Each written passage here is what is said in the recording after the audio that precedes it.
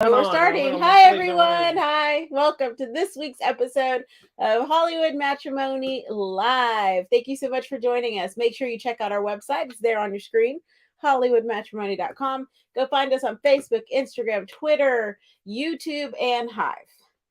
Hello, baby. I love you more than everyone on the whole planet. Mm-hmm. Facebook, Instagram, Twitter. You say that. That's true, especially now that my cat's no longer on the planet. I do love you now. You're number one.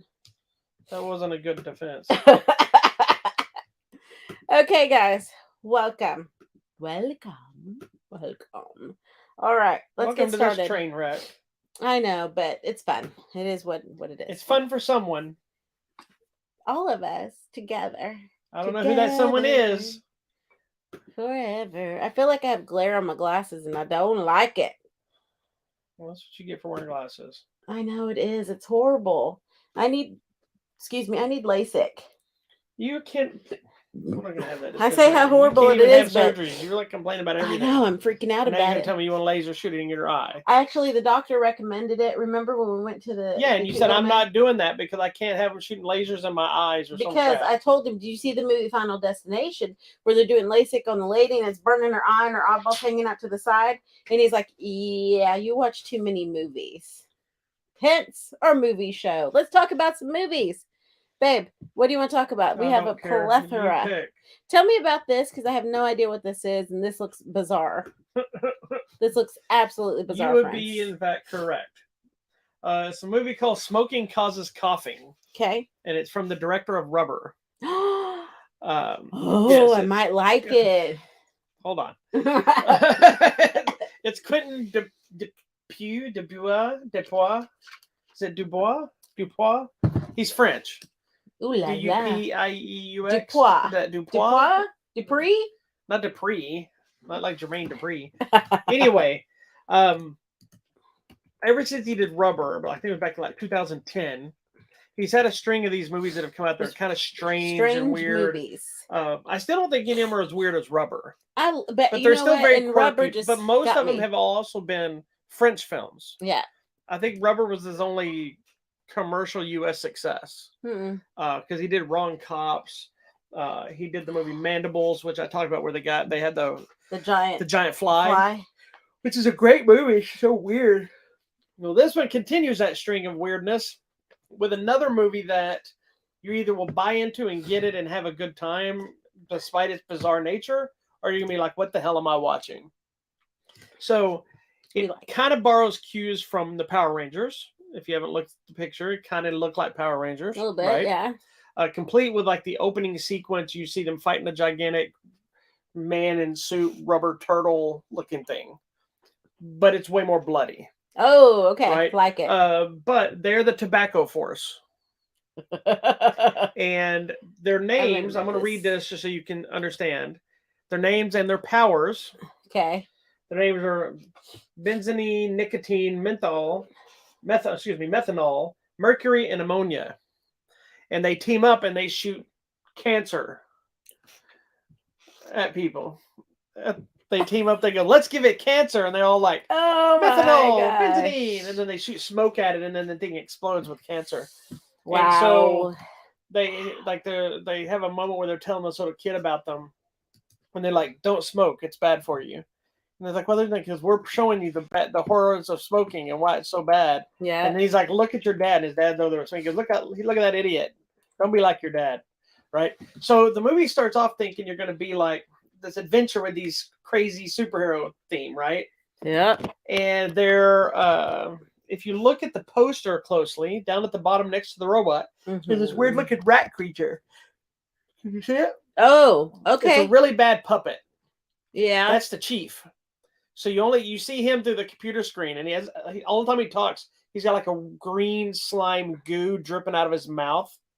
It's just really disgusting. But one of the ladies is actually hot for him. He's always got a different lady in his bed behind him. So the movie basically is them being sent to their base, I guess, their wait station base, right? Yeah. Waiting for their next mission. And they know their mission, but they're waiting for this thing for them to tell go. This guy, this lizard guy, whatever, Lizardine is gonna destroy the Earth. And so they're waiting for things. So basically, the rest of the movie, the majority of the movie, is them sitting around a campfire telling horror stories. And so then it shows the horror stories. So like the first one's about this girl that goes crazy. And there's another one about this guy that falls into a wood chipper, and they keep trying to get him out of it. But every time they hit the button, it chops him up some more, to the point where it's just like blood in a bucket with a mouth that talks. Nice. And that's the movie. It's and a lot of times it never finishes the story. Like you get engaged in the story they're telling, and then somebody will cut them off in the real world thing.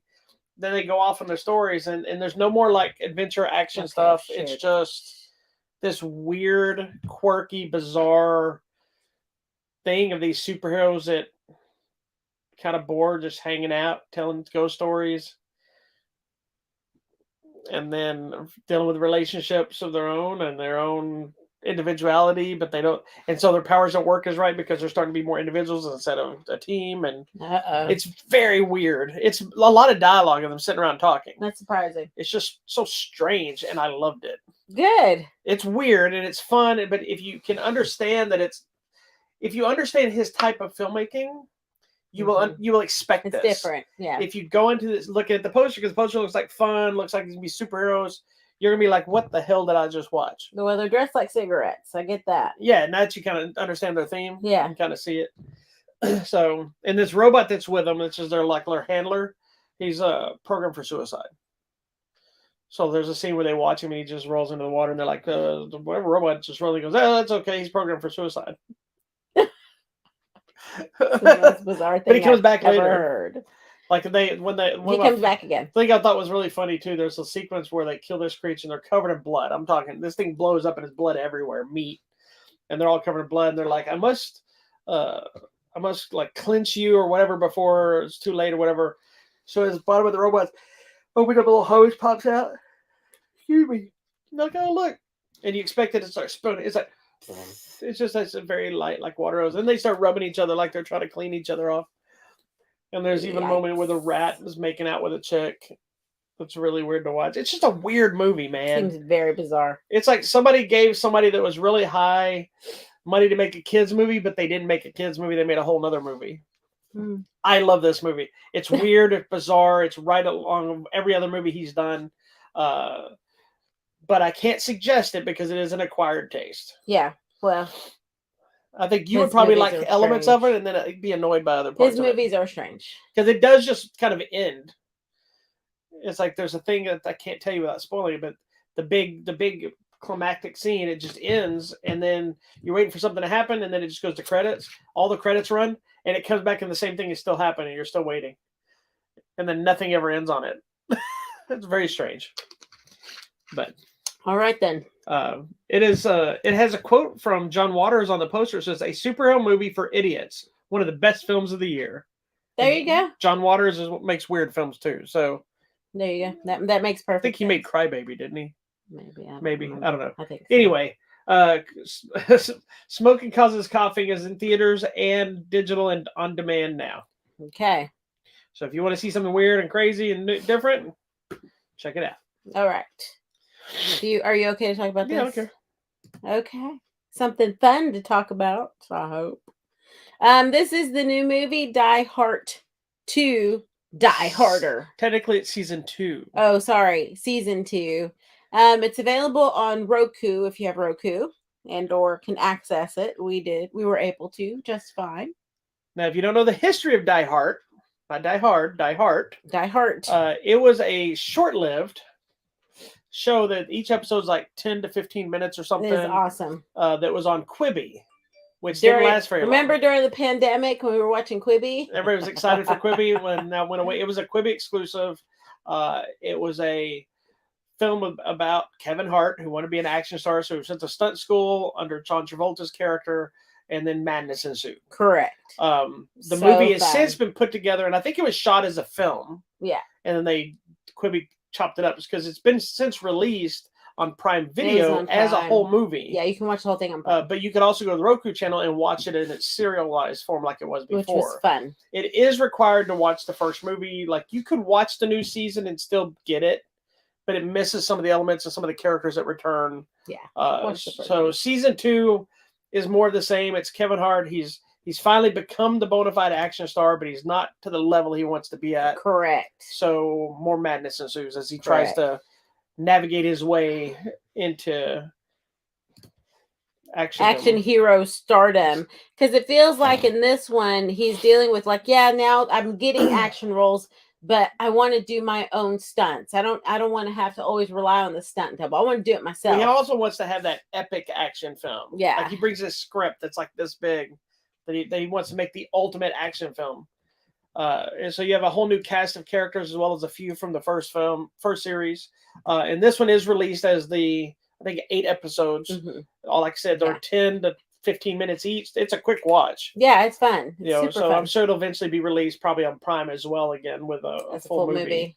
So what did you think of the new season? I really thought it was funny. It's hilarious. I mean, there's some things that are just dumb, but I think that's the charm of Kevin Hart and some of his comedy is he knows he's silly. I think he knows he's, not going to be what everyone would consider an action star. They make fun all the time of him and his height and him being short and little and all that. But he did really good in this movie. I think he probably did do some of his own stuff. Well, I think this one felt was a lot like of fun. The first one, it's big, but it's still kind of intimate. This one, you could tell they raised the stakes. It's also dumber than the first one. It is. The first one had funny moments. Yeah. Or a lot of funny moments, but it wasn't like silly buffoonery. This one had some just downright stupid stuff. It was just silly. But I think that was on purpose. It was funny. And especially the catalyst of who's behind the problems. Oh, it's hilarious. And as dumb as that is, it actually sets the tone for a third season if they do it. And I think I like the addition of John Cena because he's coming to his own making fun of himself. Yeah. Like he's good at comedy and just... it showed in Suicide Squad, but way before that, he showed it in Trainwreck. And we've since seen him do a lot of comedy things, and he just kind of walks the park. He's fun. I think I liked the first season better. Did you? I think John Travolta was just hilarious in the first season. He was. I think the unfolding of it all and not knowing what they're doing what was in the show happen, made it a little more intriguing. Even I went back and watched the movie version before we watched this one, and I was just way into it. Like with this one is good. But it's so silly at times. I thought it was like some of it kind of felt forced at times, even though it still worked. If that makes sense. Yeah.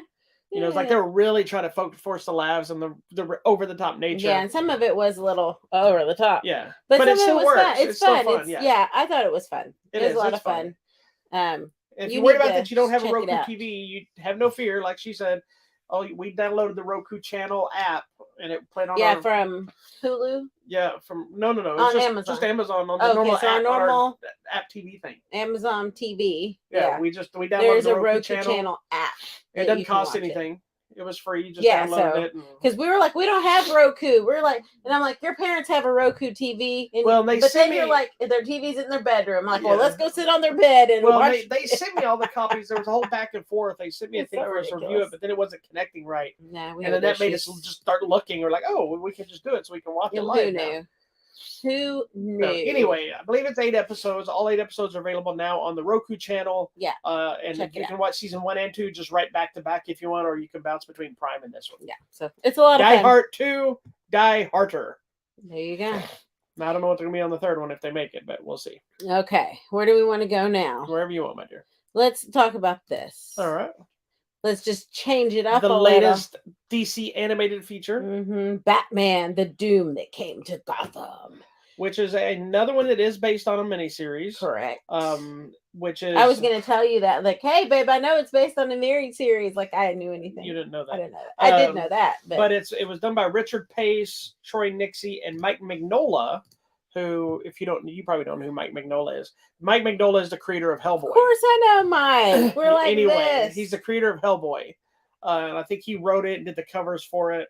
And so a lot of this movie is loosely based on Lovecraft stuff, and it's based on the title is actually a play on another book that's Lovecraftian kind of thing. And so, but this is an Elseworlds Batman story where it's Batman kind of in the Is it the 1800s or the 1950s or? It looks like very 30s, 1800s. It's a very period piece. It's 1800s. It's like Sherlock Holmesy in Yeah. feel and costume. You can even look at his suit on the image where he's got like kind of the cloak. It's more of a cloak. It's very much a detective. He's really in that detective vibe of Batman. So that's a Magnolia cover right there. Yeah. So this is what I was reading. Yeah. So because I did a little research, I try to not come in unprepared. That's a first. It's Batman Elseworlds. Yeah, no, it's very that much that time period. That's why I was saying it felt Sherlock Holmesy. He's got the cloak, that detective thing, that vibe. It's interesting because I think it was a 3-issue miniseries, but the way they did the series and this film is there's interesting redesigns of the characters in the Bat universe, the Bat family and the Rogues Gallery of Robin and Nightwing and Poison Ivy and Two-Face, and there's some really crazy, like Two-Face I think was my favorite visually. Yeah. So that's what I was gonna say. I really liked the Two-Face design, and there's this one scene where you come in and Harvey's just sitting there, and then the camera pans around and you see he's already Two-Face, and I was like, wow, that is a wonderful shot. Yeah. I'm wondering. I bet it's in the I don't know how I missed this because I missed this series, and I don't read every Batman series, but if Magnolia had been involved in it, I would have read it. So this might have been... you typically do read all the Elseworldsy stuff. Well, I used to pass heavily. It on to me. Yeah. This might be during that period that I wasn't collecting as much. What year was this? 2000. I think that might have been the time period I kind of slowed down 2000 a little bit and dialed back in 2001. later. But the whole theme and everything, knowing Magnolia's work, felt very 1920s. Yeah, so it felt very much like his kind of work. Yeah. So if you think about, well, you've never read any of it, you only seen like the movies, but I just see the covers when you show look me at cover art. Well, I'm talking about the Hellboy stuff. Like a lot of the Hellboy stuff takes place in like Nazi time period. Yeah. And but it's also a lot of witches and demons and monsters, and so this felt like that. Yeah, because basically the story is unwittingly evil is unleashed on the city of Gotham. Bum, bum, bum. And it is very mystical and magical, and kind of the creature that comes out. You kind of see some tentacles going through that poster. That's kind of what it is. And of course you have your great cast of characters, and or Talia is there, and or I was going to say Raish and or Raj Al Ghul, whatever you want to say. I want somebody, whoever created the character, I want them to tell us how they would say it. Well, most everybody refers to it as Raj Al Ghul. Raj, Raish, or his name and Ross. Thor's hammer's name is up for arguments. Well, it's spelled R-A''S. Yes. So is it Roz? Is it Roz? Hey, Roz. Like on most of them right here, they say Raj. They cover in all the shows. And well, Raj though is an actual Indian name. So Raj is also on What's Happening, which is fun because in my seniors class the other day, I brought up Rerun, and then it became an entire discussion about Rerun and they knew Rerun. Well, some of them did, but some of then we started talking about Rerun and Dwayne and Dee and Raj and Shirley and. Anywho, back to this. I liked this movie. I really did. I like kind of any. Well, first of all, I like most of the DC animated features. That's where they've been doing. Just to me, they've been focusing so much good energy on that. And now with the announcement of what's his name, maybe they're going to redo the movies. But who? The DC guy. Oh, you're talking about James Gunn? Yeah, where you can recite word for word all of the cool. What movie? Just all their movies, like they have all these good plans for their actual feature films. Sorry. But I was saying their animated films have been great for these past few years. If you haven't watched them, that's where you need to go. Well, they've been smart about either doing most of their animated films are direct adaptations of series of stuff. Correct. Very few have now become really independent stories, and the few that are, they're borrowing from a couple of things and creating an element that can still be an Elseworlds title, or it could be the ongoing storyline in the DC. So I don't foresee them changing a lot of these films for the rest of it. I really like because they don't feed into the other stuff. Correct. So it shouldn't be an issue. But I'm just saying, people are always so down on DC feature films. If you would watch the animated films, you would really enjoy it. I mean, I think all of their movies have been good. There's one or two where you're like, meh. Well, these are really good. I will tell you, there are some few of them that piss off people, but that's the hardcore fans that don't like some of the changes, or like me, and you can discuss some of the Dark Knight Returns and the Killing Joke and the Long Halloween and some things that have changed, stuff that did they need to be changed, and they just did it for shock value sometimes. But it is what it is. I like this one too. I liked one of my things reason I always loved the Elseworlds books were because I like seeing the characters thrust into different worlds. Seeing Batman as Zorro, or seeing Batman hunting Jack the Ripper in Gotham by gaslight, and that kind of stuff. What was that samurai one we went? Where Joker was in samurai. Batman. That was so cool. Like, everybody had their samurai gear on. I think it's cool. And I think his rogues gallery and his own look are tailor made to be recreated in different time periods. Yeah. And I liked the way a lot of these looked. I thought they were cool. Yeah. It was a fun story. It is what it is. Yeah. I dig it. Yeah. I think it's a really good movie. So check it out. It's really good. Where can I find this? You can find it on the Blu-ray, the 4K, and the DVD, as well as I'm sure digital, available now from Warner Brothers. And Batman's DC. My favorite. Oh, and I guess Batman is now our granddaughter's favorite because she's like, I'm Batman. What was she doing? Like, punch. They were using a filter on her face. She goes, Batman. She's 2.5, almost 3. She's like, Batman, and then she just starts saying punch, but she's saying it, punch. She must have been watching the old school. It's like pow, bang. I don't know. She's a mess. That kid's hilarious. But the other day she's like, I don't like Batman. I like Spider-Man. So I don't even know. That's just because I offered a Batman thing, and that's why she turned on. Batman's my favorite. So what can I say? Batman's not my favorite. It is not really. Who is your favorite? DC. Most of my characters are not big. Banjo. Oh man, Banjo. Maybe forget his name. The Banjo Man guy? No. What's his name? His name's not the Banjo. Mr. Banjo. Mr. Banjo. His name's not Banjo Man. That guy's probably some band you listen to. I like a lot of my favorite characters are not like the lead characters. Yeah, see, I like Wonder Woman. I love Hawkman. I like Grifter, who you wouldn't even know who that is, but now he's a major part of DC, but he was Wildstorm. I like Warblade. Like that's an Image character. I like. I used to be a huge fan of like Wolverine and Cable and all them, and I like them, and Deadpool and all those characters. But they've made them so in everything that they've kind of lost the appeal to me. Yeah. Like, and it's not because everybody likes them, so I don't like them now. I'm just tired of them. I'm tired of seeing those same stupid. Like I love Colossus. We don't see enough Colossus. It is what it is. All right. Let's pick another movie. What do you want to talk about? I don't know.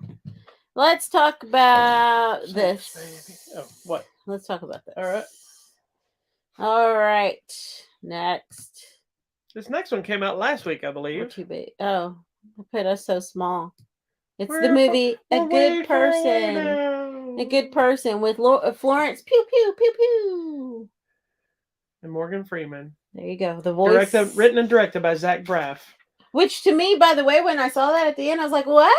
Well, I believe they were an item. Doesn't he do funny things? I believe, he's done some drama stuff because he did that movie with Natalie Portman. I just don't expect him to have such he was on Scrubs. Depth. But that's why. He did a couple of Braff. Garden State, that's one Garden State. He did that one. He did another one too recently. In my head, I just see him doing funny commercials. That's because you just see the one commercial with him dancing with. Scroll down. What was it? Garden State Scrubs.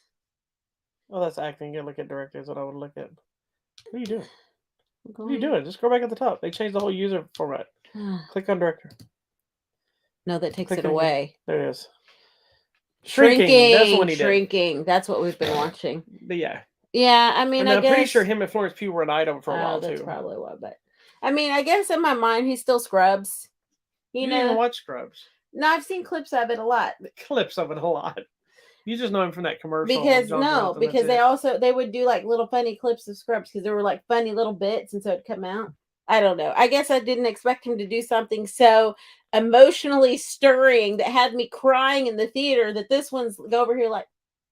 I didn't have to look at her. I just knew the scene would make me cry. He was patting. I was totally crying in this movie. So basically, the premise of the movie, without spoiling anything, is about a family that has a tragedy occur that then causes split and fractioning in the family, and then you're dealing with loss and betrayal and addiction, depression, forgiveness, and that whole anger. Feeling of like that blame that maybe I was the cause of this tragedy. Yeah. You know, but then also being like, no, I wasn't. But then other people saying you were to blame for this tragedy, like that whole thing back and forth. Especially when there's moments where it's like, no, you weren't to blame. Don't worry about it.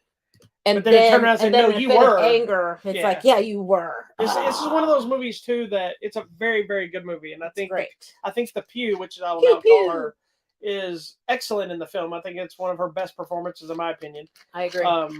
But I think this has that I don't want to say cliche because that's not what I mean, but that stereotypical thing with anybody that's dealing with substance abuse, where when you're watching them in a film, in real life, it's you root for them because you want them to get better, and there's constant disappointment.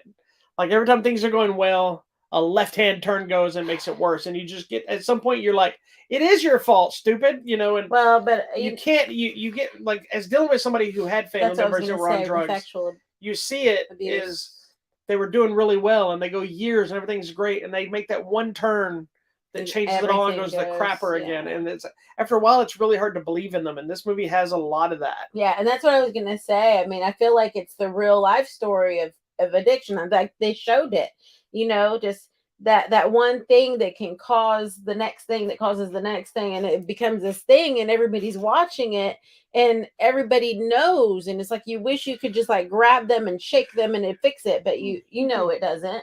You've seen it. I mean, and but they don't care. I mean, but they do, but they don't. And I feel like you see that here through a couple of characters, like the level of disappointment in themselves is like so heavy. It's that weird double-edged sword of they don't think so sad. Whatever caused them to go that route keeps making them doubt themselves, making them think they're not worthy. And anytime they do that one thing when things are going well, that reminds them that they may not be the worthiness that they have been come to believe. Yeah, takes them back down that path, and they think the only thing they deserve is this life that they're getting. Yeah. And it's interesting because I actually thought this was going to be more of just her movie, but it's really a movie about her and Morgan Freeman's character. Correct. It's really very even because he's going through his own world. They're both impacted by what happened. Addiction and the situation in the families. And it's not one of these weird stories of, which I thought was what it was going to be, two strangers coming together. It's two people that already knew each other, sort of. Not as much as you would want them to or think they would from when you see the story, but they're coming back together and they're still dealing with this stuff, but they're both dealing with the same things on every level. Yeah. The addiction, the losses, the angers, the frustration. The family so you're watching these two parallel stories happen at the same time. Yeah. And then once they get together, it's still the same exact. It's not like, oh, they come together and it's a new story. It's these two stories that just happen to do this. And it's still. And it keeps being the same story. And now it's. One is actually doing way better than the other one, but still needs the thing. It's got their own. It's an emotional roller coaster. It's exhausting. It's almost exhausting as watching John Wick 4. And I was, the emotion side. You know, at one point I'm just like, okay, cool, it's gonna get better, and then something happens. I had to look at my watch at one point because it started going down the rabbit hole again. Oh, Jesus Christ! I said, this is going to end horribly. And they're like, okay, I think we got a long time. This could turn itself around. Yeah. Well, and you know what? Who else my favorite person was? Not one of my favorite, but the favorite. But one of my favorites was actually Molly Shannon. Oh, although her, she didn't once do this. I know. If she had done that, it would have made it. But just seeing her, so she plays Florence Pugh's mother. And just seeing her desperation to make her daughter feel better. And she does this one thing that's totally like just illegal and wrong. But in her mind, but she's it's what like, people do. If I give her this one little thing, it's going to make her feel better. Not realizing that's what makes her go. What happens. Like that makes Florence Pugh my grandmother goes back down the rabbit hole. Did similar things where she would give him the thing because she wanted him to be happy. It was my uncle, by the way. And she would want him happy, so she'd let him live there, or she'd let him use the car, or she'd give him money, or she would. But she knew that he was just. They would fight first, then she would give in because she wanted him to be happy, thinking, "Oh, okay, if I do this will make him happy, maybe he'll be nicer to me, maybe we can be connected." knowing there's a problem. And my dad was always like, "You need to stop this." She knew he was using the money. But then for it went stuff, into right? then it went into no, he's fine. Then the denial kicked in, and she had denial the rest of her life. Because even after he died, let that be a lesson to you kids. He died of brain cancer that he might have gotten anyway, but they said was definitely accelerated by the meth, cocaine, every drug you can imagine he was doing. So then she was able to use that as an excuse. Well, he didn't die from that. He died from cancer. Yeah. But then she was also, well, no, he really didn't steal that jewelry. Or he told you, she told your mom she didn't lose that jewelry. She lost it. He didn't steal it. But even though we all know. Well, you do know that we found it after my grandmother died. Because he gave it to my grandmother. He gave it to your grandma. Yeah, so my grandmother died. We found really. My mother's wedding ring disappeared years ago. She was just covering that for. But see, and who knows how much she knew and how much she just was a denial. Because it's also the same woman who was a chain smoker and denied having any problems with smoking because her doctor says she had the best lungs she had ever seen for a smoker. But I'm telling you, that's why the Molly Shannon character to me was so impactful, because she really wanted her daughter to get better, but at the same time didn't want to see her in pain. So it was one of those things. And so at one point they're fighting. She's like, no. They're like physically fighting. And the next minute she's giving into her. It's this back and forth. It's like, I was having flashbacks watching it. I know. I'm like, I remember seeing that. And there's that one thing where the girl's like, I need help. And she's like, yeah, but we don't have money. So sorry. I mean, no. I'm like, no. Like, go sell something. Do whatever you have to make your kid better. This movie is all over. I was crying up a storm into my popcorn. Fun fact, I once did a karate demonstration at a drug rehab. Oh, no. Did you? I did. Wow. My uncle somehow finagled us, and we took the class. And he's like, that's my nephew. Jump kicking. I said, that's my uncle. Wow. Anyways, did this movie really, like, get you? That stuff doesn't really emotionally affect me as much because it's impactful. I was around it so much, sadly, when I was really little, because my dad would always take me to the jail to bail my uncle out of jail on purpose so I could see jail. No, I know, but they probably also should have left him there. It might have been good. Well, no, we did eventually, and then he ended up serving time, then he got to rehab, then he back in time, and then he got out and went right back to it. So it is what it is. This is too bad. Anywho, sorry to bring the room down. Sorry, I'm affected. No. But no, it didn't hit me like that. It didn't hit me like movies that deal with like loss of children and stuff. Yeah, that's more of a personal thing for me. But when it's those kind of things, I see it and I'm like, I know what you're about to do. Don't do this, because I see that playing out again, and it bothers me like that. But there's that emotional, like I also find myself in movies like this not willing to get invested in that character that's kind of the problem, because you're not gonna make it. I know what you're going to do. We're going to go up and down all day. I'm going to wait till the end. No, and then I was like all invested, and I'm crying about it. I was going to say, I'm going to put the link also to Florence Pugh on Hot Ones, where she's talking about it. It's really good. Anyways, it's a great movie. It is depressing, but it is well acted. It is so good.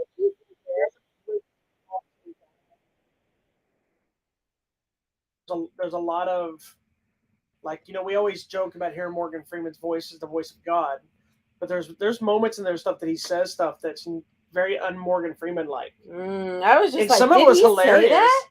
Some of it was, he had some of the funniest moments of the movie. But I was just like, is he cursing up a storm right now? This little old man, he better not be saying that. The whole movie too. I don't know if you had this effect. I was like, Morgan Freeman looks weird in this movie. Yeah. I realized because he didn't have his goatee anymore. Because he had that goatee or a beard for so long.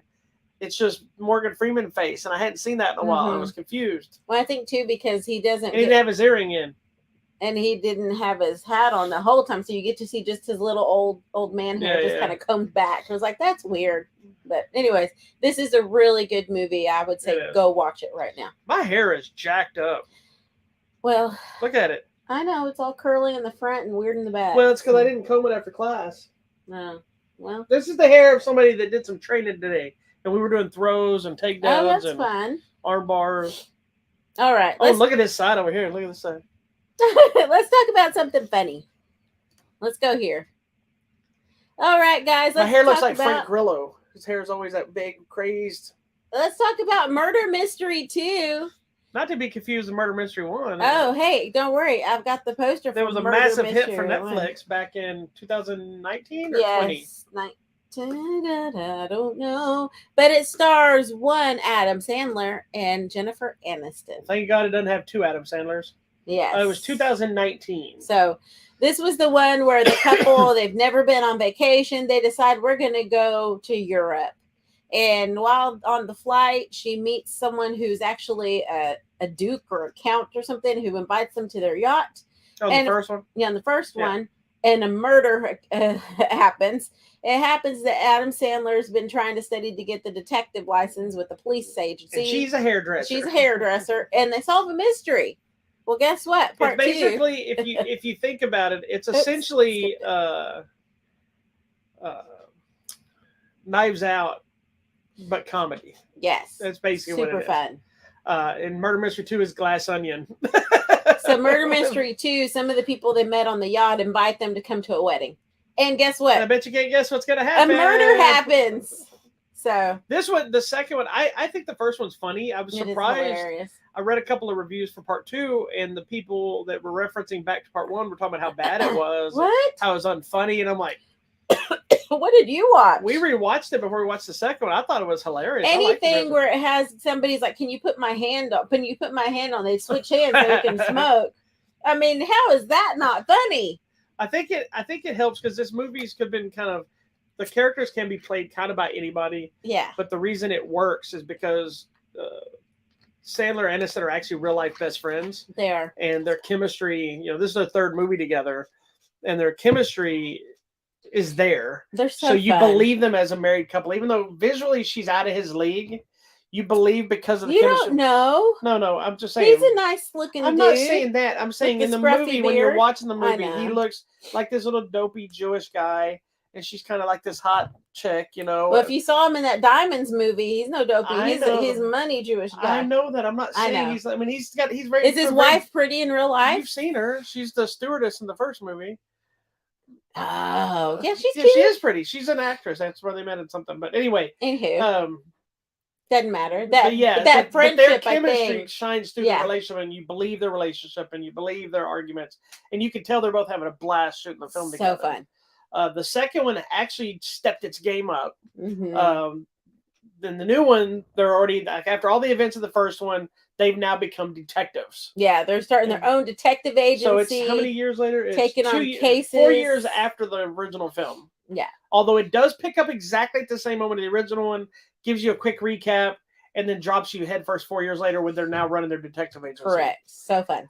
So that actually makes a little more sense for them to be involved and do stuff. But the new event that gets them there is just a fun way to bring back some of the same characters. Yeah, which was super fun. Which is part of what makes this movie fun. Is like, it's ridiculous that these same people will be involved in something else the same way, but that's what's awesome about it. I loved it. I mean, it is that whole cliche. It very much is like Glass Onion or whatever. This is so funny. We're comparing Adam Sandler to what's his name? But to Ryan Johnson. Daniel Craig. Daniel Craig. Well, they could be, as you said. They could be best friends. No, I can believe Daniel Craig and Aunt Jennifer Aniston were married. That's true, but knowing him, he's probably married to someone that's like 30 years younger. Daniel Craig is with Penelope Cruz. Really? Yeah, they've been together. Have they been together for a long time? Oh, yeah. Because he also found out the secret that you go with Latinas. I think that's the way to go, right there. I'm pretty sure it is. Just like our other friend that married a Latina. Or is it the other one? Hold on. Oh, no. Don't mix us up. How rude. Because I don't like Penelope Cruz. I know we all look alike. We're all hot and beautiful, but come on. Hold on. Now I got to remember if it's Penelope Cruz or the other one. We are all. Nah, it's Rachel Weisz. Oh, no. He's with Rachel Weisz? Yes. That is completely not okay. They've been together since 2011 and have a child. We are not Rachel Weisz fans in our house. I apologize, Rachel. I'm sure I like her more than I like Penelope Cruz. I want to see this show. I want to watch that show that she's in. Anywho, why don't you like Rachel Weisz? Since when do we not like Rachel Weisz? I think I don't have a problem with Rachel Weisz. The Mummy. I don't like Penelope Cruz. I know you don't, but I love her. I don't care about you. Rachel Weisz from the Mummy movie. I know, that's where I don't really. Black Widow. She was okay in Black Widow. The Lobster. That movie was weird. You haven't seen The Lobster. Anywho, doesn't matter. Get back to our movie. I think Jennifer Aniston and Adam Sandler could be together in real life. It doesn't matter. I'm sure they could. This movie is hilarious. I love that we're in some new locations, which are exotic and beautiful, and then we end up in Paris, which, you know, she's like, I've always wanted to go to Paris, so they end up in Paris. Craziness ensues. And Adam Sandler gets some good fight scenes. I was gonna say there's a lot of good fighting. Some shootouts. You remember from the first movie, he can't shoot anything. He's bad aim. She's got good aim. There's random fighting, and then I love when they go through this list of suspects. Let's talk through all the suspects. They're at the end of the movie, and like, oh, me. You know, I love the whole It's so dramatic and over the top. I love this movie. It's so funny. It's a lot of fun. I think both of them are movies that even when you know it, they're still fun to watch because the dialogue quips are so fun. Yes. That it makes it. I think the first one is funnier as a whole. I don't know. This one was just fun because too. I think the characters are funnier in the first movie. The second one, I think the action and stuff is way better. Yeah, the action's better. It's bigger. Like I said, Adam Sandler even gets some like John Wick style fighting moments, and then he does really well. I can see him showing up and doing some sort of a Mr. Nobody kind of. I think what I find so endearing about this is that it's just like a married couple, and even though they're like, you know, doing the detective things, like the first thing you do is this, but then in the middle she's like, stop eating cheese, you're going to be farting all night. Right. You know, I mean, that's like such a married couple. See, that's what was so great about the first one. The first one was the second one, the cheese. The second one was the cheese. She's like, you're going to be farting all night. He's like, can you give me the cheese? There is no more cheese. He goes, where's all the cheese? It's in my belly. She's like, you ate all the cheese, and he's talking about he's going to be farting on her. And then at one point, there's an argument about Claritin. and about Claritin or Allegra. And she's like, I don't really like Allegra. Which is an argument that happens in this house. That has actually happened. The cheese and the farting, that's me, though. I'm going to be honest. And then one point I'm so turned on right now. where she's like, I don't feel good. I think I was drugged. And she falls like face first, and he just leaves her there and then he goes and oh my gosh, it's like that's what I find funny about this is the that reminds me stuff. We discussed about the same thing because this one here we've told the story on our honeymoon. We're doing hiking up this like mountain trail, and one little rustle in the bushes next to us, and she just runs and leaves me behind. Run, babe, run. She just runs and leaves me to die. I said run, and I took off running, and I didn't hear anything behind me. The difference would have been if I thought there was a problem, I would have grabbed my wife and said, honey, run, and pulled her with me. I said run. She just leaves me behind to die. But she's notorious for trying to leave me behind to die. You didn't run when I told you to run. She also knocks me over a lot with her buttocks. That's not my fault. That is God and or my grandma's. Anyway, because I got my grandma's booty. I think this movie was fun. It is hilarious. I hope we get another one. It's ridiculous. It's silly. It's fun. It has a good end to it, but the first one had a good end to it too. They didn't need a second movie. Would it be a third? Would the third movie be even more ridiculous that it would still happen? Yes, of course. Yes. But that's part of the charm. So, and I like that all the weird promotion things with her and Drew Barrymore talking about. Well, I'm his favorite wife. No, yes. I'm his well, favorite they did the whole Mark Twain thing where they came out and did that little routine. Award, yeah. So that was fun. Well, and what's funny too is I think they've been talking about they need to do a new movie with both of them to solve it. What's fun? Well, I think they should do Murder Mystery 3 where Drew Barrymore's involved. And that would be the good triangle because so far Jennifer Aniston has been the one that everybody's hot for. Adam Sandler's not really looking for. If they do a third one and maybe make Drew Barrymore's kind of hot for Sandler and kind of twist it up. Maybe so. There's like this weird pervy guy in this second one that's hot for all the women, especially Aniston, and even when the horror, they're like, well, what about their like? She's like, just go away. It's too much. Anyway, Murder Mystery 2 is available now on the Netflix. Another show we highly recommend that we just started that we're not going to really talk a lot as yet is Agent Elvis. It's a new animated series on Netflix that stars Matthew McConaughey as Elvis. It is created by or co-created by Priscilla Presley, who also voices herself in the show. And for anybody that knows stories of the real life Elvis, who always wanted to be some sort of a secret agent, Secret Service agent, whatever thing, FBI agent, he had a badge and everything. This show plays up to that, and it's kind of Archer meets, I don't know, every other ridiculous show. It's over the top crazy. Yeah, Black Dynamite meets Archer. Yes, it's very Black Dynamite. Very Black Dynamite. But it's Elvis running around and he's fighting. He's him and his It's taken me a second to get into the Matthew McConaughey voice. Yeah, because he's not overly trying to be Elvis. Which I like. They should have gotten Austin Butler since he changed his entire speech patterns. No, he already said he's trying to stop Poor thing, did you see that he hurt his vocal cords by going down register? He's saying he's working to try to get out of that Elvis voice. I mean, and then Angela Bassett says she understood his situation when she had to do the same thing for Tina Turner, and it's rough, right? So, but Angela Bassett also did Timber Dance because she didn't win an Oscar. So anyway, yikes!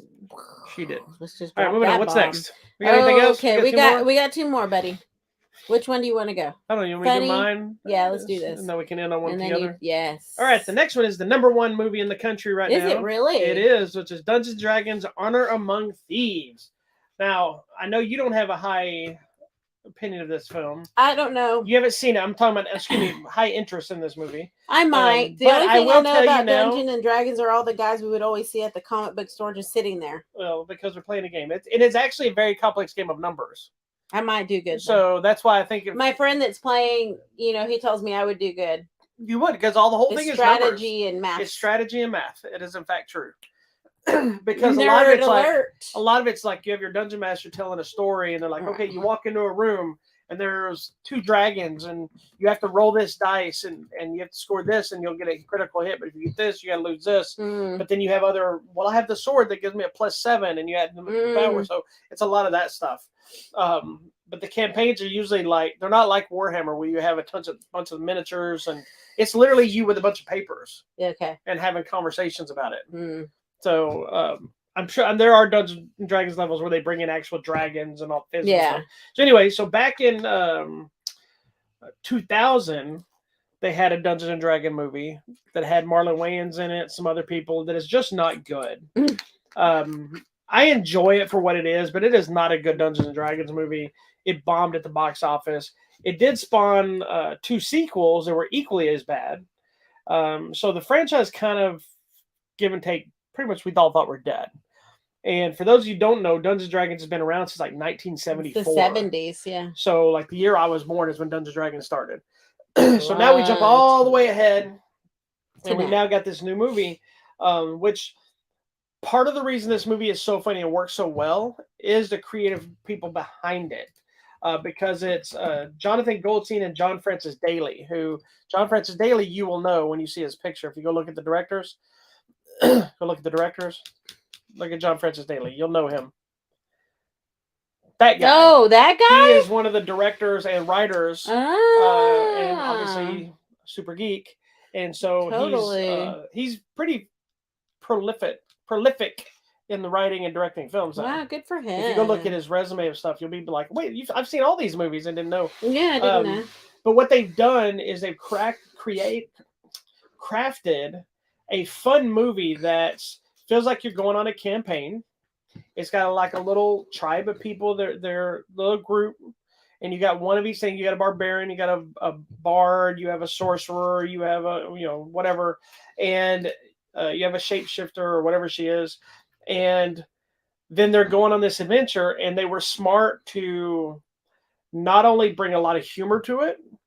There's a lot of various mythical creatures and whatnot, but there's a lot of stuff directly from the game. That's cool. Like characters, fans will creatures, and stuff that people know, like the gelatinous cube, which is literally just a gelatin cube that sits there. But if you get stuck in it, it eats you, it melts your to bone or whatever. Nice. And so gelatinous cube is there, and there's this dragon. There's this big fat ass dragon that can hardly fit through stuff. It's one of the coolest things in the movie. And then you have Hugh Grant as the main villain. That's what I say. I see Hugh Grant there. So if you had told me that, I would have been in. Well, he's in every trailer, and we've talked about this. I haven't paid attention. But you also have.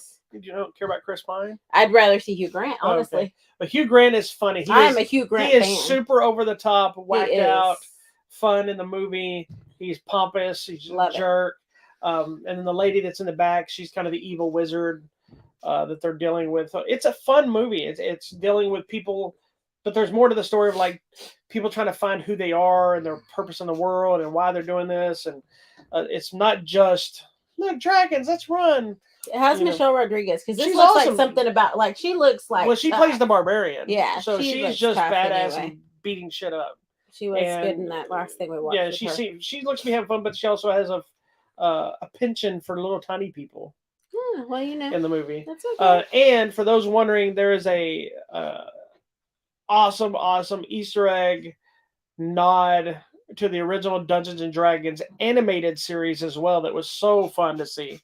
That's cool. So it was made for the fans then. It's made for the fans, but it's a movie that I think anybody can enjoy. Okay. Like you might watch it and not recognize anything in this movie, but you can still have a blast. Like, oh, that's funny. Oh, that's gross. Yeah. Where we're like, gelatinous cube. It's just, and it's got the little treasure chest. It opens it up, and it's actually a tongue with a mouth that some creature, I don't remember the name of it, but it takes the shape of stuff to hide. Oh. And then when they find it, they're opening these treasure chests, and they're finding axes, and they're finding weapons. They go to open another one, and this one has big teeth and a tongue that grabs them. And then there's like this panther walking around that's got these tentacles, and it makes a hologram of itself too to trick you. And it's cool to watch, man. It's a fun movie. Okay. So I highly recommend the movie. It was the #1 movie of the weekend. It's got a ways to go before it makes its budget back, but that's a good start. I think it's got like a 90-something% rating on Rotten Tomatoes. So I hope this is the beginning of a franchise to get some new sounds fun. adventures, different, because you can bring in all kinds of characters and different versions of them. And it sounds good to me. And there is a mid-credit scene. Okay. It doesn't do much to set up the future, but it's funny for something that happened earlier in the movie. Okay, that's cool. Well, there you go. Dungeons & Dragons: Honor Amongst Thieves is in theaters now. Check it out. Okay, we got one more. Guys, this is the most unbelievable, unexpected, amazing movie. And it's going to go in my top 10 for right now. Is it? Yes. I love the movie, don't get me wrong, but I don't think it's that kind of movie. I think because it was so because the story unexpectedly is so good. And I wasn't expecting this at all. This is the new movie Tetris with Eggsy, a.k.a. Taron Egerton. Yes, and it's about the history of Tetris, the game. And I'm blown away. Much like the Pez movie we talked about, it goes into that same realm of the game Tetris. Almost brought back the Cold War and almost brought down part of the Soviet Union. And oh my gosh, it was like so much to the story, and I don't know how much was real, how much wasn't. I feel like I think it's real. Yeah, I looked it up. It's pretty close to what happened. So it's the story of a man that worked for. Who did he work for? Not Nintendo. Nintendo? Yes. No. He's selling software to where do you work for? What company in Japan. So anyway, it's about a guy, and he's trying to make his way. He lives in Japan with his family, and he's trying to find that thing to get him financially better in life for his family, and not be struggling all the time. Find that next big break, that next big thing, and he stumbles across Tetris.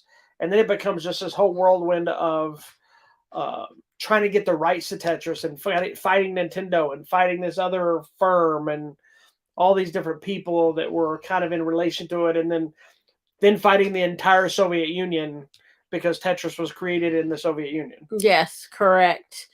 This is crazy to me. So this is just like the Pez thing. I can't believe that somebody be like, well, you know what? I'm just going to go to Russia when we're not even talking to Russia. This is that was a problem. Yeah. This is before the wall came down. I'm like, we're still like, not talking Cold War. And he's like, it's the 80s. I'm just going to get on a plane to Russia and go find this game. But they did the same thing in that Pez thing. That's what I'm telling you. Went on to Russia because it was the time to go to Russia. Like, what? And then you find out. So there's so many things in Russia. There's a lot of turns in here that I don't want us to tell you because that's part of seeing it unfold. It's crazy. Knowing that he has to go back and forth to Russia is probably the extent of what you should know. But here's the thing. I'll just tell you all this. He goes there and says he's going on as a tourist when he's really going there to try to buy something. So it's business. And just that one thing could get you put in Russian prison. Yeah. And then he goes, I think he tries to go into a company without an appointment. That could get you in Russian prison. I'm like, what? The thing I like is just when you're hearing stuff, you're like, look, I need to make a phone call. There are no phones. Okay, well, you have to make an international phone call. It's like a party type line. You have to wait request. Your turn, and it could anywhere be from 8 hours to 2 weeks days. Or something. And then another there are thing no is pay phones. Well, I want to send a fax machine. Fax. Okay, well, faxes are only in government buildings, and you're not allowed buildings. There. Yeah. So it's like that. I it mean, just they shows were you the stranglehold they have on stuff. Yeah, I'm like, and the fact that they're monitoring every phone call and everything. They're watching him everywhere he goes. There's people watching him. They're reporting back. Everywhere he goes is bugs. I would have never believed you. Excuse me. Oh my gosh. That if you had told me they were making a Tetris movie that was on par with like a spy thriller. That's what I was gonna say. This is absolutely a spy movie. It is, and it's not because they embellished it to make it silly. This is like real. It wasn't silly at all. No, it's this movie was stressful at certain points. I was like, this man's gonna get killed. Trying to get out of Russia. Yes. Oh my gosh! And then, there's some twists and turns and some double crosses and triple crosses. And then he's in there with the government and they're asking him questions. And then they just close the door and leave him in a room. And they'll answer. He's like, I have no idea what's going on. And he can't leave. And then finally they're like, leave now. And he's like, well, what is happening? I mean, we'll talk to you tomorrow. And it's like, I'm like, what is happening? I'm like, dude, just run for your life. Because the end does give information about everybody. Were you happy with what it told about everybody? It was a beautiful ending. They did the appropriate ending for any movie that's based on a true story. They show you the real people, where they ended up. And it's so really, obviously this parts of the story are real, if not all of it. I think most of it is really real. I mean, I'm reading the thing about it, and it was interesting to me, just like kind of the Pez thing, where you try to find out, like, hey, well, who made it? It doesn't matter. The government owns it.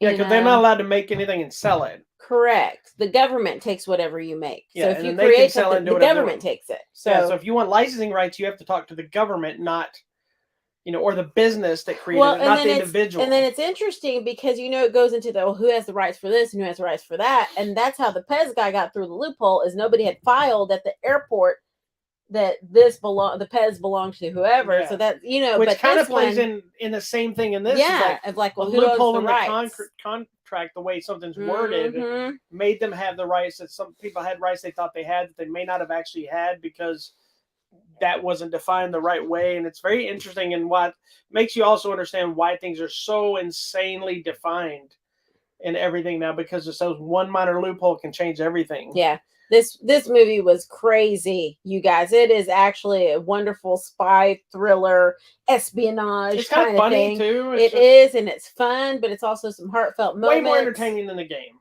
Yeah, I love Tetris. I've never been a fan. Oh, I used to play it. I like it for a little while, but then it's just redundant, and it's just like, okay, I'm done with this. I don't know how people get addicted to that game. Because you're trying to clear the rows. But I don't. After doing it for a while, it's just the same crap overall. So I'm like, okay, this is stupid. I'm moved on. Who knows? I need a game that I'm going somewhere and doing something. This to me was just an amazing movie. The movie was awesome. Well told, great story, based on a true story, and Eggsy's good in everything he does. Is he? Yeah. So there you go. That's what we had to talk about. He keeps seeming to play like real life people. Yeah. Because he played Eddie the Eagle. Is this guy? He played the Elton John. What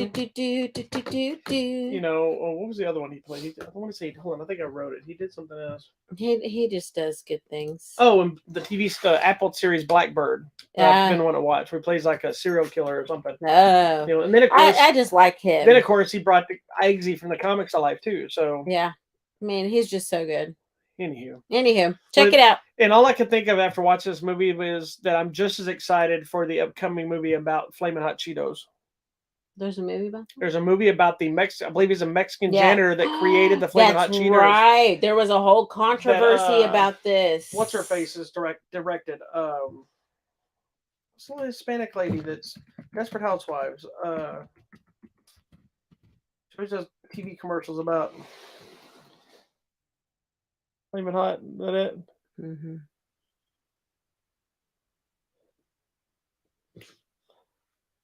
We're all gonna sit here and stare at it now. Hold on. When I did this, it showed me something. What's her name?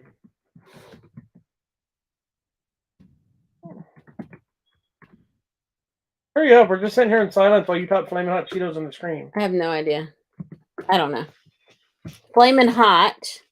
Here it is. Is that the name of it? Yeah. Her. Eva Longoria's directing. Yes, oh, good for her. Story of Richard Montañez, a Frito-Lay janitor. So this happened here. This was in Texas because that was the Frito-Lays here.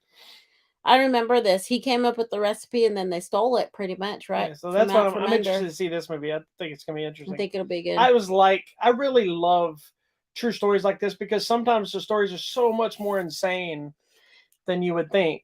I mean, like you watch movies and you're like, there's no way that ever happened. Then you watch them like Tetris. I'm like, holy crap, that did happen. Because this is a thing. Like you would back in the day, I don't know. I guess people didn't do it. You would you'd take the bag, you cut it in the middle, and you pop it open, and then that's where you put all your seasoning and you shake it up, and that's how you made whatever. Like you made that's how I made it. It's like you'd put all your own spices, shake up the chips, and there you go. So. Depending on the U.S., that's how you make a Frito pie too. Is you cut the Fritos open, you put the chili in it. I hate that. I will not do that. I'd rather have it in a bowl. Out of a bag. Personally, I like the bowl, but I get you. And can we just say, just because we're Texas, you don't put scrambled eggs on Frito pie? Yeah, Gordon Ramsay. It's not a real thing. That was the most nastiest thing I've ever seen him do. We're fans, but come on, that's just stupid. That was nasty. But for real, Cheetos or Fritos or whatever are the base of some recipes. Like you crack them up and you mix them into stuff or you make it whatever. That's a thing here. So I don't know where you live, but I'm just saying, don't mess with the food. It shouldn't be, but don't mess with our Fritos and Cheetos. Anyway, Tetris, the movie, is available now on exclusively Apple TV Plus. Correct. All right, babe. Tell me about what's coming out. Okay. I have a ton of new stuff coming. It's a lot of like re-release stuff this week. Oh. You got the entire 4-movie collection of Star Trek: The Next Generation era. We've been watching those. There's a 4-movie collection box set, as well as individual releases of all 4 of the movies on 4K. The Maltese Falcon is getting a 4K release. We'll talk about some of these next week because you haven't seen a lot of these classic ones. No, I missed some of these. Cool Hand Luke is getting the 4K release. Excuse me. The Midnight Run with Robert De Niro and is getting the 4K release, I believe, through Shout Factory. Excuse me. Wings of Disaster, the Birdemic trilogy, is getting released together. What the heck is that? Birdemic was like a series of stupid movies. Okay. Then Confess Fletch, which is a John Hamm era Fletch movie, which I've heard is actually pretty good. Yeah. I haven't got to see it yet. But I think it's on HBO Max or Paramount Plus or Peacock, one of those. I have to go look. But if you don't know Fletch was originally Fletch and Fletch Lives, which was Chevy Chase back then. Based on a series of novels. John Hamm apparently played this one. I've heard it's a pretty good, funny movie. But that's pretty much it. Well, there's a lot happening. I think. Hold on. I think there's another one coming out. Hold on. I don't think it's listed on here right. Rebel Without a Cause is getting 4K too. Yeah. I think it comes out this week too, but I'm not sure. There's a lot happening on the line or in theaters, so stick with me on this. Starting tomorrow, coming out tomorrow, April 3rd on Hulu. It's a new documentary called Pretty Baby Brooke Shields. It is a documentary about Brooke Shields, but it's on the spin of how she was sexualized as a young girl and her upbringing and the model and the swimsuits and all that. So it'll be interesting to see. Coming out then on Tuesday, April 4th, Video Demand and Digital. This is interesting. It's a movie called Hunt Club. And it's this lady who's kind of down and out, and someone offers her the chance to win $100,000 if she'll come participate on a hunt.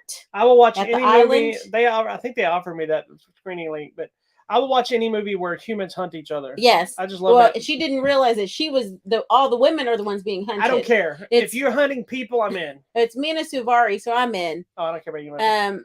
And Mickey Rourke and Casper Van Dien. Is it Thomas Jane in that? Or? No, it's Casper Van Dien and Mickey Rourke. Anyways, okay, we're going to talk about Fist of the Condor. Yes, I'll be talking about it next week. Okay, this is Marco what? Zerrar. Oh, I'm in. That's the guy that was in John Wick 4 and The Redeemer. The really tall dude. Yeah, it's getting a limited release in theaters this week. But then I think the week after it will be hitting the streaming service Hiya. And most likely, eventually, we'll probably have some. And it looks like he's just battling great assassins to protect some secrets. Sort of, yes. Something. Okay, Video Demand and Digital, Adam and the Water. It's about this guy who feels like trapped in his boring 9-to-5 life.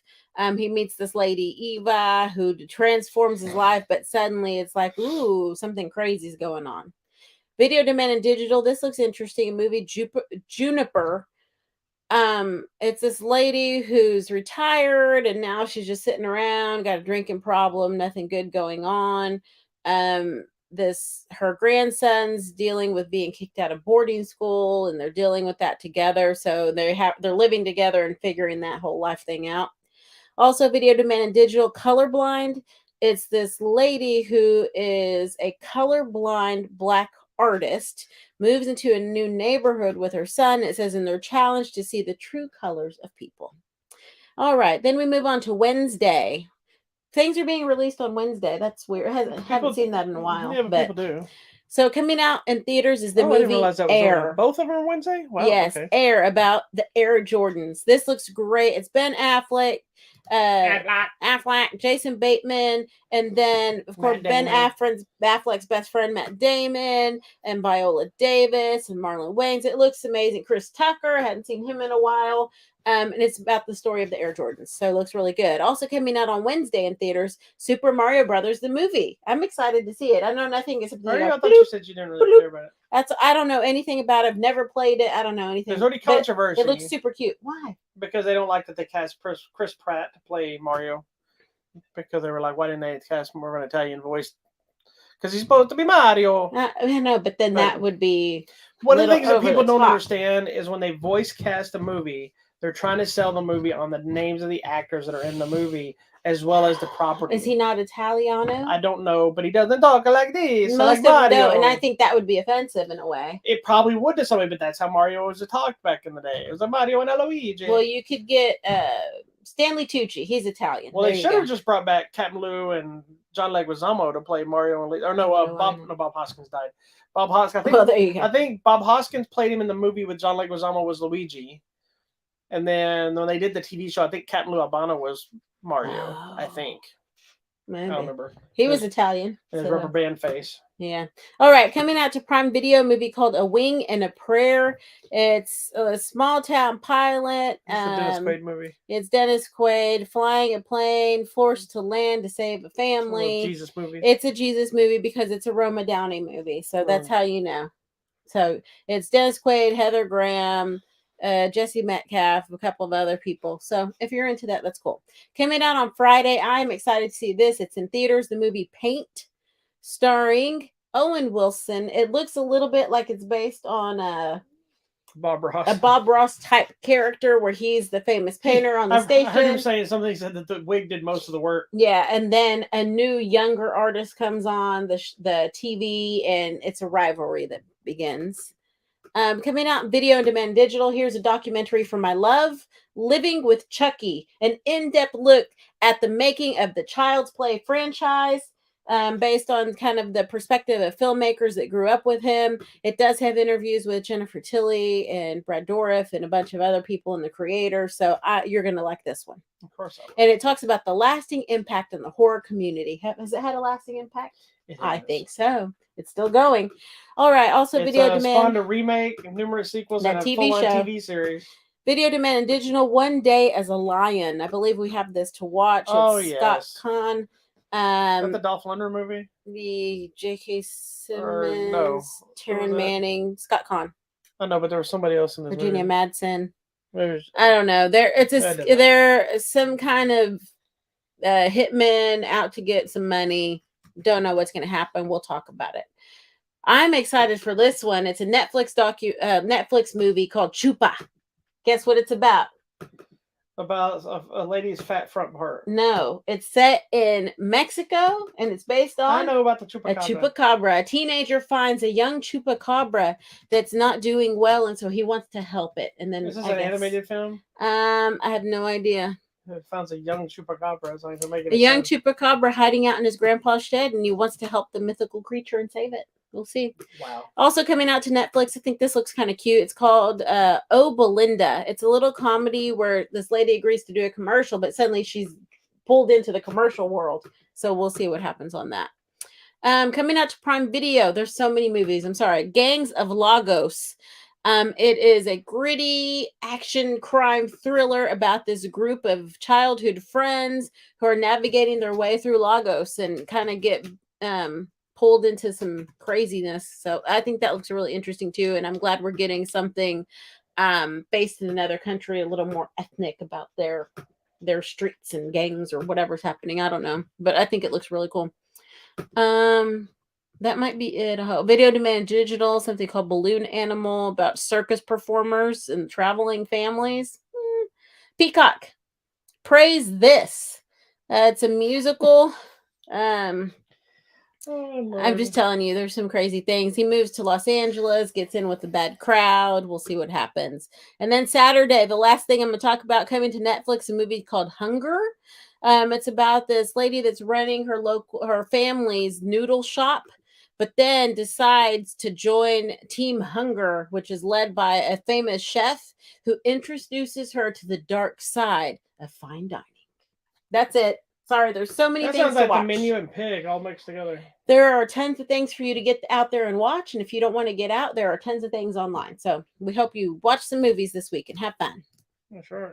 We love the movies. Okay, tell me about the giveaways. Well, I just closed my thing down. Okay. Mistake. Well, I threw it up here. That's fine. So I'm going to tell you there's 3 giveaways going to be hitting the thing this week. I was hoping to have it before the show, and I didn't have a chance. We do still have copies of Training Day on 4K, as well as The Legend of Gato Kacha. I know. The Texas Chainsaw Massacre. We got copies of House Party. This is the new House Party. Project Wolf Hunting, and Code of the Assassins. Love it. Most likely, Texas Chainsaw Massacre, House Party, and Training Day will probably be ending. But we will be having copies of the 4Ks of Cool Hand Luke, Maltese Falcon, and Rebel Without a Cause. Oh, nice. So I'll be adding to the mix of fun new things and possibly something else that I can't talk about yet. Oh, mysterious. Thank you, everyone, for watching this week's episode of Hollywood Matrimony Live. Check out our website, hollywoodmatrimony.com. Excuse me. And make sure you click the contest button for all the fun stuff. Make sure you go find us on Instagram, YouTube, Twitter, Facebook, and Hive. You get a cream for that. Join us next Sunday for an all-new episode of Hollywood Matrimony Live. And don't forget, we're a little bit behind, but we've started doing trailer reactions as well. We don't have fancy graphics. It's just this again. But we're watching the trailers. You can watch it with us. You can see what we think about what we're going to watch and all that good stuff. Okay. We got to go watch WrestleMania. Goodbye. Bye.